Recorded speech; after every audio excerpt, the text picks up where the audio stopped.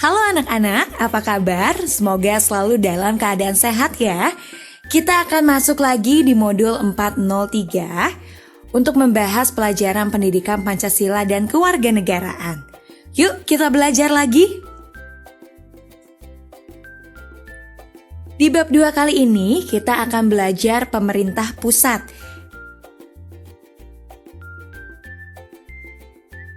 Pelajaran 2.1 kali ini kita akan membahas seputar presiden.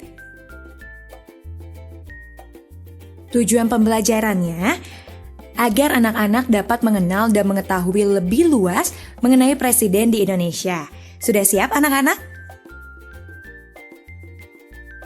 Nah anak-anak, jadi pada pelajaran sebelumnya kita telah mempelajari lembaga-lembaga pemerintah pusat. Masih ingat? Betul sekali, seperti Majelis Permusyawaratan Rakyat atau MPR, Dewan Perwakilan Rakyat atau DPR, Dewan Perwakilan Daerah DPD, Presiden, Mahkamah Agung atau MA, Mahkamah Konstitusi MK, Komisi Yudisial KY, dan Badan Pemeriksa Keuangan BPK. Masih ingat kan? Nah, kali ini kita akan membahas seputar presiden.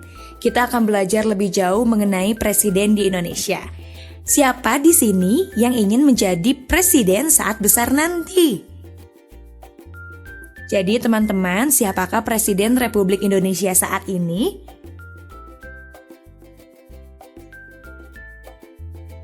Nah, untuk lebih jelasnya, kita akan melihat urutan Presiden Republik Indonesia berikut ini ya. Nah, anak-anak, berikut adalah urutan Presiden Republik Indonesia dan juga masa tugasnya. Yang pertama adalah Presiden Soekarno.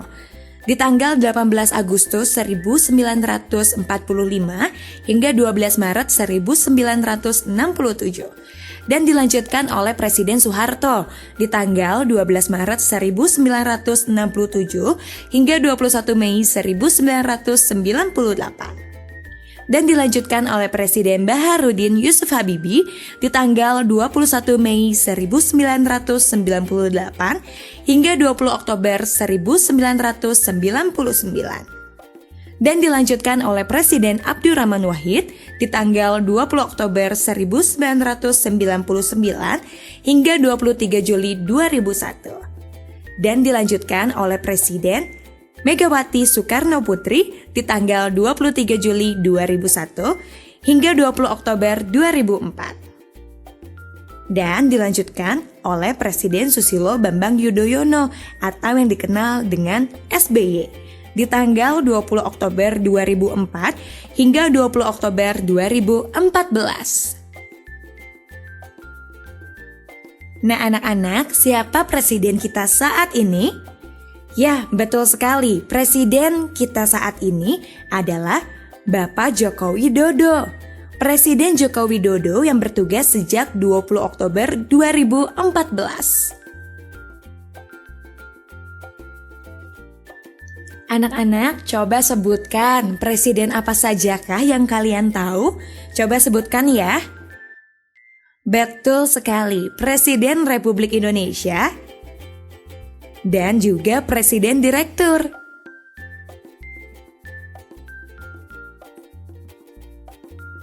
Jadi anak-anak, selain untuk sebutan bagi kepala negara, kata presiden juga dipakai sebagai sebutan bagi pemimpin perusahaan. Namun tetap saja jabatan presiden memiliki tempat tertinggi dalam susunan organisasi. Karena itu, presiden dapat diartikan menjadi suatu nama jabatan yang digunakan oleh seorang pemimpin organisasi, perusahaan, atau negara ya. Nah anak-anak, sebagai Presiden Republik Indonesia, jabatan tersebut memiliki dua pengertian, yaitu yang pertama adalah kepala negara dan tentunya sebagai kepala pemerintahan. Jadi masing-masing memiliki wewenang dan tugas yang berbeda, namun sama-sama bertujuan untuk membangun Indonesia menjadi lebih baik lagi. Nah anak-anak, kali ini kita akan membahas Presiden Republik Indonesia selaku kepala negara.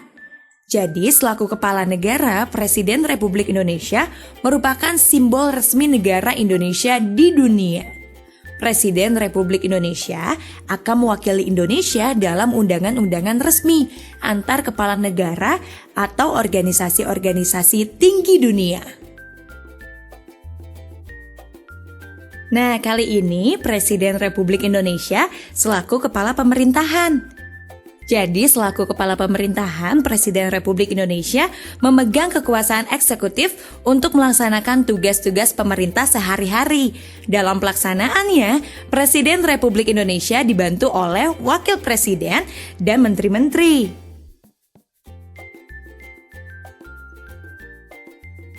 Siapa di sini yang bercita-cita untuk menjadi presiden? Nah, untuk menjadi seorang presiden Republik Indonesia, pasangan calon presiden dan wakil presiden harus diusulkan oleh partai politik untuk kemudian dipilih oleh rakyat melalui pemilu. Kalian pasti masih ingat dengan iklan-iklan pemilu yang sering ditayangkan di media-media kan? Dan nanti saat kalian sudah berusia 17 tahun, wajib untuk ikut memilih dalam pemilu ya.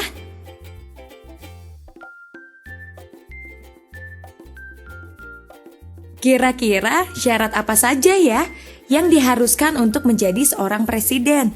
Untuk menjadi seorang presiden, kita harus bertakwa kepada Tuhan Yang Maha Esa. Selanjutnya, harus menjadi warga negara Indonesia sejak lahir. Berusia minimal 35 tahun, tidak pernah melanggar hukum, dan memiliki visi, misi, dan program dalam melaksanakan pemerintahan negara Indonesia. Nah, kali ini kita akan membahas pemilihan umum. Pemilihan umum pasangan presiden dan wakil presiden Republik Indonesia pertama kali diadakan di tahun 2004. Saat itu yang terpilih adalah Susilo Bambang Yudhoyono atau yang disebut dengan Bapak SBY dan juga Muhammad Yusuf Kalla.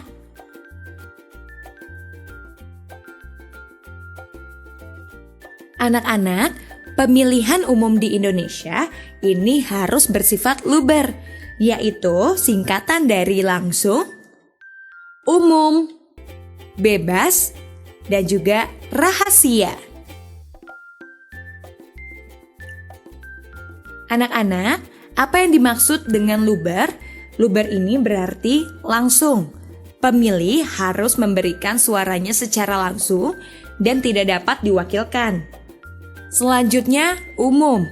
Pemilihan umum dapat diikuti oleh seluruh warga negara yang sudah memiliki hak suara, mulai dari 17 tahun.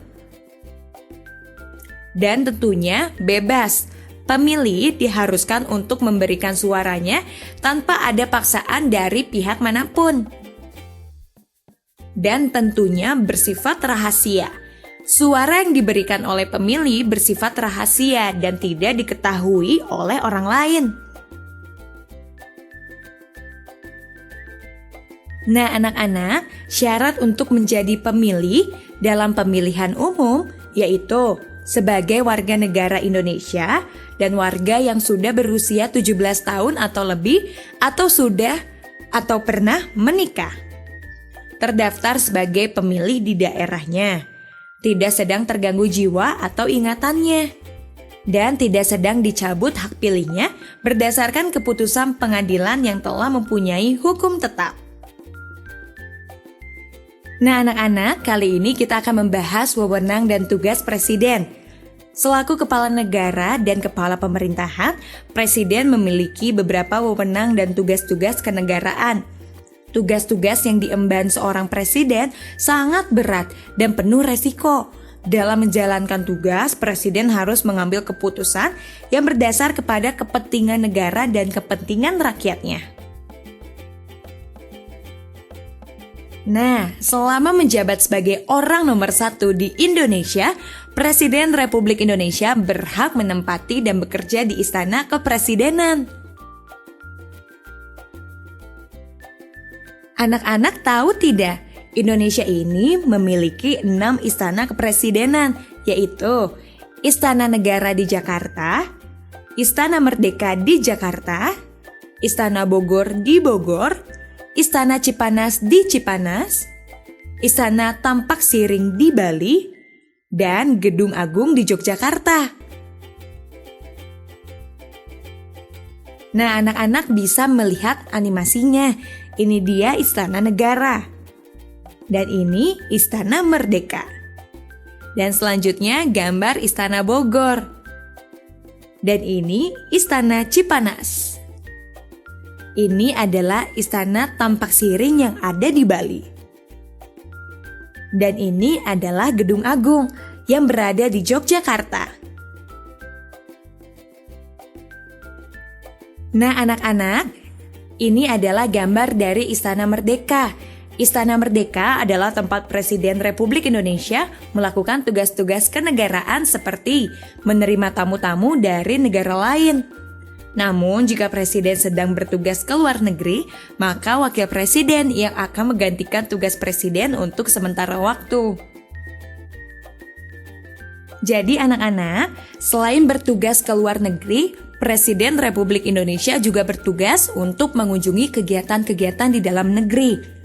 Presiden Republik Indonesia memiliki kewenangan untuk membentuk suatu kabinet yang terdiri dari menteri-menteri agar tugas-tugasnya dapat berjalan lancar. Tiap menteri bertanggung jawab atas bidangnya masing-masing anak-anak. Nah, kali ini kita akan membahas wewenang dari Presiden Republik Indonesia. Wewenangnya adalah Presiden dengan persetujuan DPR dapat menyatakan perang, membuat perdamaian, atau perjanjian dengan negara lain. Presiden memberi gelar, tanda jasa, dan tanda kehormatan lainnya yang diatur dengan undang-undang. Dan Presiden memberi grasi, amnesti, abolisi, dan rehabilitasi dengan memperhatikan pertimbangan DPR dan Mahkamah Agung.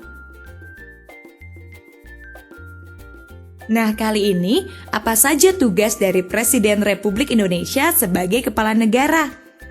Yang pertama, Presiden memegang kekuasaan tertinggi atas Angkatan Darat, Angkatan Laut, dan Angkatan Udara. Presiden mengangkat duta dan konsul. Dan tugas Presiden sebagai kepala pemerintahan antara lain, Presiden menetapkan peraturan pemerintah untuk menjalankan undang-undang sebagai mestinya. Dan Presiden mengangkat dan memberhentikan menteri-menteri. Nah, anak-anak, kali ini kita akan membahas pelantikan dan pemberhentian Presiden.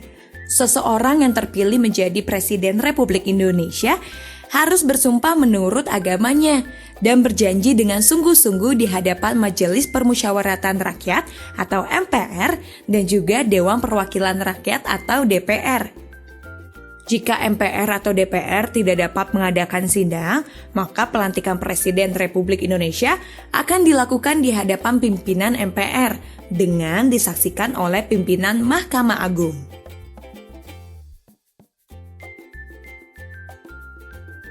Tapi anak-anak, bagaimana ya jika Presiden kita melakukan pelanggaran hukum? Kira-kira apa yang terjadi ya? Nah, anak-anak, Presiden Republik Indonesia dapat diberhentikan sebelum masa jabatannya berakhir apabila DPR berpendapat bahwa Presiden telah melakukan pelanggaran hukum atau tidak lagi memenuhi syarat sebagai Presiden. DPR akan mengajukan usulan pemberhentian Presiden kepada Mahkamah Konstitusi Republik Indonesia dan jika disetujui maka akan dilanjutkan untuk menjalankan persidangan.